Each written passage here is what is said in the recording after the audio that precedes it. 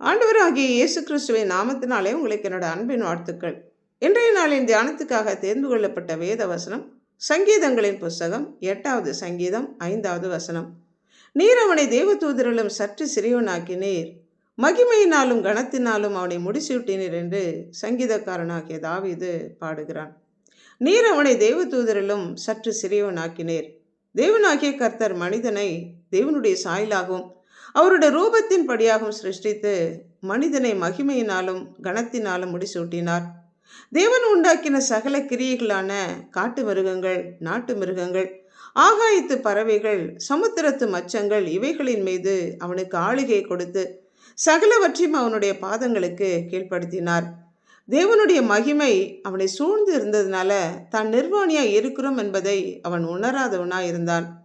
பாவம் செய்த போதோ அந்த தேவனுடைய மகிமை அவர்களை விட்டு நீங்கினதுனால தான் நிர்வாணி என்பதை அவர்கள் உணர்ந்து தங்களை ஒழித்து கொண்டார்கள்.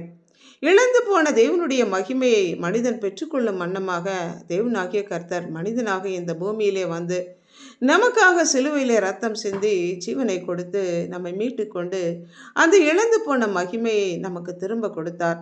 நாம் எல்லோரும் திறந்த முகமாய் கர்த்தருடைய மகிமையை கண்ணாடியிலே காண்கிறது போல கண்டு ஆவியாய் இருக்கிற கர்த்தரால் அந்த சாயலாகத்தானே மகிமையின் மேல் மகிமை அடைந்து மறுரூபம் அடைகிறோம்.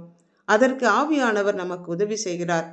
கிருபையினாலும் இரக்கங்களினாலும் நம்மை முடிசூட்டுகிற தேவன் அக்கிரமங்களை எல்லாம் மன்னித்து நம்முடைய நோய்களை எல்லாம் குணமாக்கி நம்முடைய பிராணனை அழிவுக்கு விலக்கி மீட்டு கிருபையினாலும் இரக்கங்களினாலும் நம்மை முடிசூட்டுகிறார்.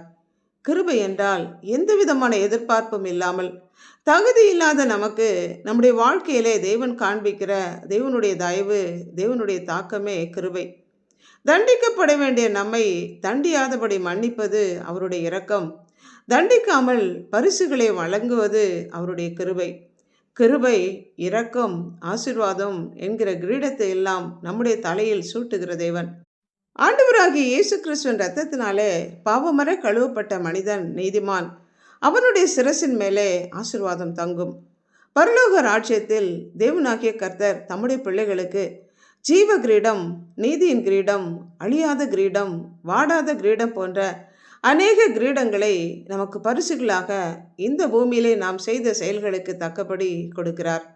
ஆனால் இந்த பூமியிலே இருக்கும்போதே மகிமையினாலும் கனத்தினாலும் கிருபையினாலும் இரக்கங்களினாலும் ஆசீர்வாதத்தினாலும் நம்மை முடிசூட்டுகிற தேவன். கர்த்தர் கொடுத்திருக்கிற இந்த ஆசீர்வாதங்களை நாம் உணர்ந்து இருக்கிறோமா? ஜெபிப்போம். இரக்கமும் அன்பும் உள்ள பரமபிதாவே, இந்த உலகத்தில் கர்த்தர் எங்களுக்கு கொடுத்திருக்கிற சகல ஆசீர்வாதங்களுக்காகவும் எல்லாவற்றுக்கும் மேலாக உம்முடைய பிள்ளை என்கிற அந்தஸ்தை கொடுத்து கர்த்தர் எங்களோடு கூட இருக்கிற தயவிற்காக நன்றி செலுத்துகிறோம். உம்முடைய பிரியமுள்ள பிள்ளையாக நாங்கள் வாழவும் உம்முடைய சத்தத்தை கேட்டு சித்தத்தை அறிந்து செயல்படும் கிருபையை நாங்கள் ஒவ்வொருவரும் பெற்றுக்கொள்ள எங்களை அர்ப்பணித்து ஆண்டவராகிய இயேசு கிறிஸ்துவின் நாமத்தினால் ஜெபிக்கிறோம் பிதாவே. ஆமென்.